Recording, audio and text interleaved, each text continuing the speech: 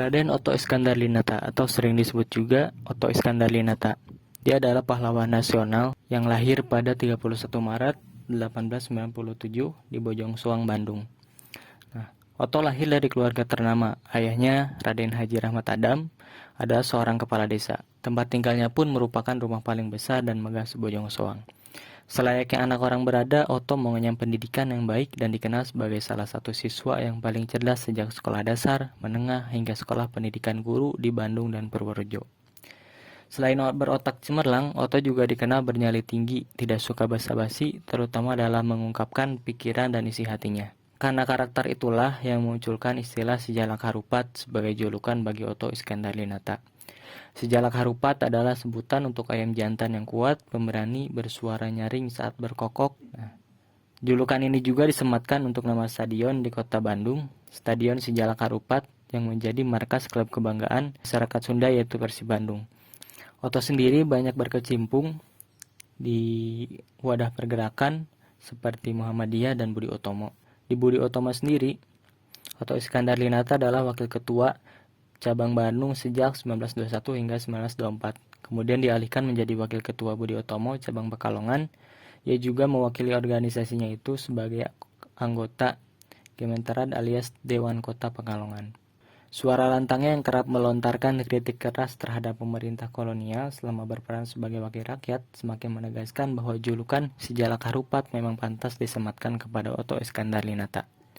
Yang menarik dari Oto Iskandar-Dinata adalah teka-teki kematiannya. Hingga saat ini teka-teki kematian Oto Iskandar-Dinata masih menjadi misteri. Hingga jasadnya pun sampai saat ini belum pernah ditemukan. Awal dari kejadian tersebut yaitu setelah Indonesia akhirnya memproklamasikan kemerdekaan pada 17 Agustus 1945. Dan Oto ditunjuk menjadi Menteri Negara pertama yaitu bersama Muhammad Amir, Wahid Hasyim, M.R. Sartono, dan Amar Ramis. Jabatan ini masih diembannya hingga terjadinya peristiwa tragis di akhir 1945 itu. Sebagai Menteri Negara, salah satu yang menjadi urusan Oto adalah persoalan keamanan, termasuk mengkoordinir pembentukan tentara kebangsaan yang saat itu masih bernama Badan Keamanan Rakyat, atau disebut juga BKR. Masalah BKR ini cukup riskan dan sensitif, karena melibatkan sejumlah pihak dari latar belakang militer yang berbeda, diantaranya adalah mantan anggota pembela tanah air PETA dan HEHO bentukan Jepang serta bekas prajurit KNIL bentukan Belanda. Tidak semua pihak setuju dengan upaya penyatuan para mantan tentara itu ke dalam BKR, dan mereka yang tidak sepakat kemudian membentuk laskar sendiri. Mereka cenderung tidak menyukai gaya diplomasi untuk peralihan pemerintahan sepenuhnya dari Jepang, seperti yang diusahakan oleh Oto dan pemerintahan Republik dari memilih bertindak lebih frontal. Meski bukti itu belum sepenuhnya terbukti, tapi asal muasal maut yang menjemput Oto banyak yang diriwayatkan bahwa berasal dari penyatuan BKR ini. Dan banyak referensi yang menyebutkan bahwa Oto diculik oleh salah satu laskar yang bermarkas di Tangerang pada 19 Desember 1945 dan dibawa ke suatu tempat di pesisir pantai Mauk. Versi lain soal sebab pembunuhan Oto selain pembentukan BKR ini, yaitu anggota Laskar Hitam yang menculik Oto termakan desas-desus yang disebarkan ajen-ajen Nika bahwa Oto adalah mata-mata Belanda.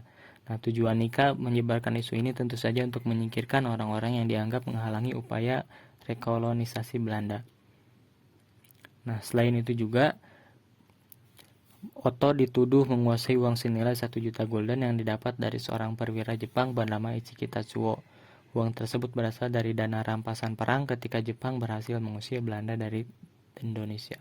Satu hal yang paling menarik dari kemungkinan tersebut adalah informasi Oto menguasai uang 1 juta gulden pasti sangat terbatas pada kalangan elit semata.